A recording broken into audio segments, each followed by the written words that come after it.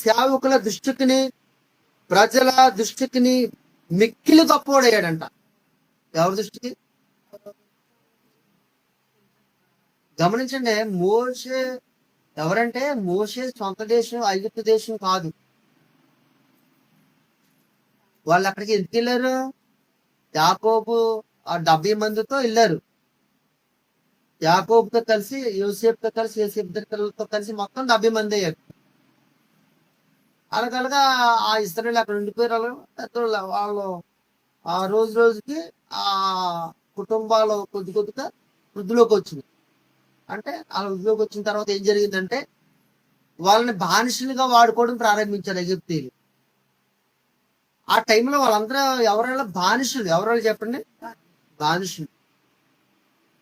అయితే గమనించండి, బానిసలుగా ఉన్న ఆ దేశంలో ఎప్పుడైతే మోషే దేవునితో చక్కగా దేవుని సన్నిధిలో సహవాసం చేయడానికి ఇష్టపడి సహవాసం చేస్తూ ఉన్నాడు, ఏమైపోయాడంటే ఐగుప్తు దేశంలో ఉన్న ప్రజలందరి దృష్టి గొప్పవాడైపోయాడంట. ఎవరు ఒకరి దృష్టి కాదు. నాకు తెలిసి మనమైతే మన ఊర్లో కూడా గొప్పలు అవుతామా? అవును. ఒకరు మన ఇదిలో కూడా చెప్పలేము. ఒకటి చెప్పలేం, ఇంట్లో కూడా చెప్పలేం. ఒక ఆయన చెప్పాలంటే ఇది వరకు ఎందుకు?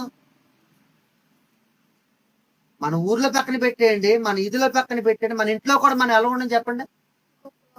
కానీ మోషే దేవుడికి ఎప్పుడైతే ఆయన దేవుని సన్నిధిలో ఉంటూ ఉన్నాడో, గమనించి దేవునితో సంబంధం కొనసాగుతుందో, దేవుడు ఎంత మంచి గొప్ప స్థితి ఇచ్చాడంటే ఐగుప్తు దేశంలో అందరి దృష్టికి మిక్కిలి గొప్పవాడు అయిపోయాడు. మిక్కిలి గొప్పవాడు, మామూలు గొప్పవాడు కాదు. తర్వాత ఎవరి దృష్టి కంట? ఆ ఫరో సేవకుల దృష్టి కూడా గొప్పవాడు అయిపోయాడంట. మరి చూసారు ఎంత మేలు ఉందండి. మనం ఎప్పుడు కూడా గొప్పవాళ్ళుగా ఉండడానికి ప్రయత్నం చేస్తూ ఉంటాం.